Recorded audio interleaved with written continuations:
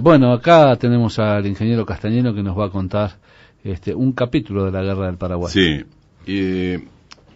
traje unos episodios de mi libro de la Guerra del Paraguay que sucedieron en 1868, en diciembre de 1868. Tú eres el único historiador que le crees a Castañeno. Sí.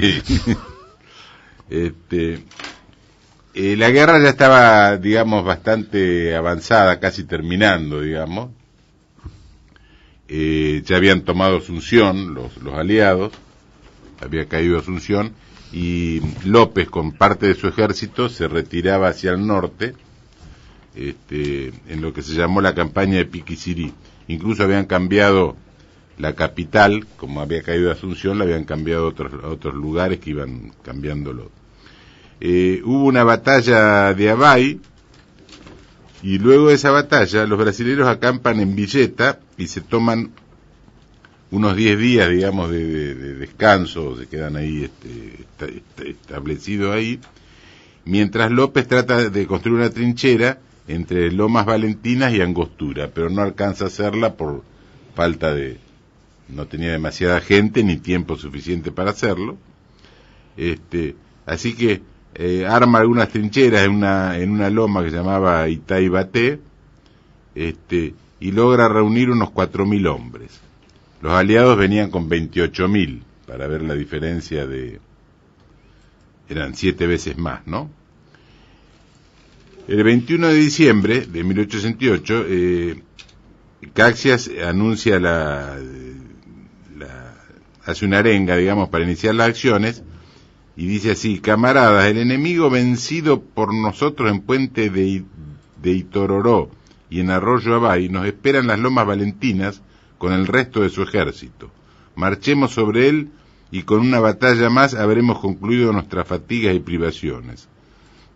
El Dios de los ejércitos está con nosotros. Marchemos al combate, que la victoria es cierta, porque el general y amigo que os guía nunca fue vencido. Bueno, ahora iba a tener alguna oportunidad por ahí, ¿no? Los brasileños, digamos, con ánimo de triunfalista y vestido de gala, avanzan sobre los paraguayos divididos en dos columnas, ¿no? Una o sea, las dos dirigidas por Caxias, pero una de las columnas iba al mando de Mena Barreto, que marcha sobre los paraguayos, y otra que era dirigida por el varón del Triunfo, que le decían que era Jacinto Machado Bittencourt, que ese avanza primero sobre Potrero Mármol, donde captura unos 3.000 vacunos, deja gente ahí que le cuide esos vacunos para abastecimiento, y se retira hacia Lomas Valentinas. A las 3 de la tarde se inicia el asalto, y como dije, avanzan en dos columnas, pero la artillería paraguaya los alcanza a detener momentáneamente, porque claro, como venían en masa, juntos, digamos, le producen bastante daño, hasta que finalmente los brasileños logran llegar hasta donde está la trinchera de los paraguayos, y se produce una lucha cuerpo a cuerpo. El historiador Oleari lo relata así, dice: los paraguayos que estaban escondidos en los fosos se levantaron de repente y la emprendieron contra los brasileños, viéndose entonces algo parecido a los combates de los hombres de armas de la Edad Media. Los regrandenses del Barón del Triunfo, que se batían en la primera línea, cruzaron lanzas con los paraguayos, y las dos caballerías desmontadas, dándose golpes de pico y sable y tomándose a brazo partido, presentaron a ojos de la historia la más bella perspectiva de ese día. Que yo cuando leía esto digo, bueno, tan bella no era, porque la verdad que más que bella era trágica, ¿no? Los brasileños momentáneamente son rechazados, y entonces descienden la lomada perseguida por los brasileños, que los sablean, digamos, y los lancean por la espalda, ¿no? hasta que los brasileños llegan a las trincheras que tenían de su primera posición y se hacen fuertes nuevamente. Ahí cae un paraguayo que iba al frente de la tropa, que era el jefe de la escolta del presidente López, que era el coronel Felipe Toledo, que tenía 75 años de edad, para que vean en qué, desde chicos hasta los más grandes, todo el mundo peleaba, ¿no? Oleari lo relata así, dice: Valois Rivarola recibió también un balazo en la cabeza en medio del espantoso entrevero. Herido gravemente en la garganta en la batalla de Abay, no pudo permanecer impasible ante el amenazante movimiento del invasor. Tambaleando a causa de la debilidad producida por la hemorragia, saltó sobre su caballo corriendo como un relámpago al frente de algunos acamorotí,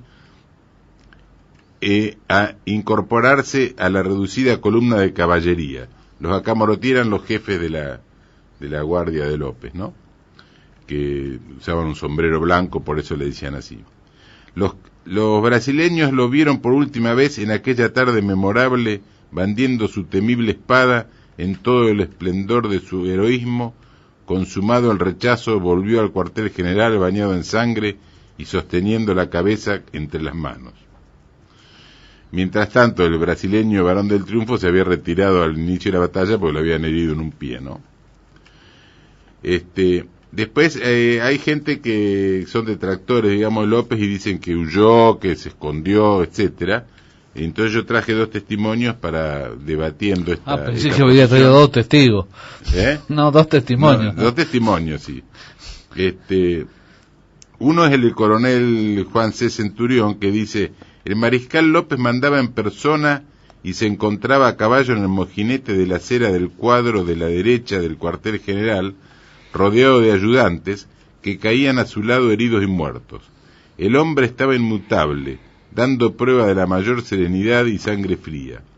Cuando el enemigo consiguió por un momento dominar la primera meseta, avanzó sobre la segunda, llegando hasta media cuadra del punto donde él estaba, pero ni aun entonces hizo el menor movimiento, manteniéndose tranquilo y con la mayor impavidez. Eso lo dice Juan C. Centurión. Y por otro lado, el mayor Gaspar Centurión lo relata así, dice: el mariscal se hallaba a caballo en el mojinete del local donde funcionaba el telégrafo, desde cuyo sitio se abarcaba el campo de batalla. Un rato antes de mi llegada, una bala de cañón había llevado el techo de la oficina, hiriendo la viga caída a 2 soldados enfermeros que estaban en el interior de la pieza. El general Caballero, que iba y venía desde las trincheras hasta los lugares próximos donde estábamos colocados, buscando refuerzos para cargar y retomar los sitios perdidos, tenía en la parte trasera de su blusa roja, flotando al aire, un pedazo en forma de banderita.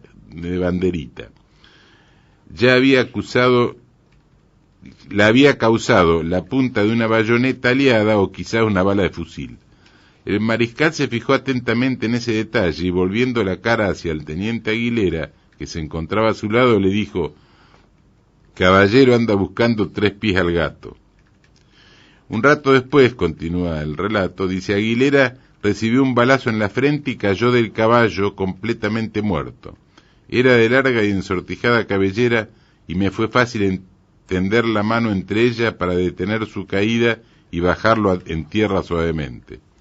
El mariscal no se movió de su sitio, a pesar del peligro y de la notificación que se había recibido con la muerte del teniente Aguilera, de que en ese lugar arreciaban ya las balas. Permaneció allí siempre a caballo hasta la noche. Se luchó hasta la noche, digamos, y cuando ya López ya no le quedaban ni hombres, ni municiones, ni balas, entonces ahí López se retira con los restos, y para el historiador relata que se retira con los restos y para el 27 logra reunir a 2.000 combatientes de inválidos y niños, a quienes hubo que poner barbas postizas para quitarle su aspecto infantil.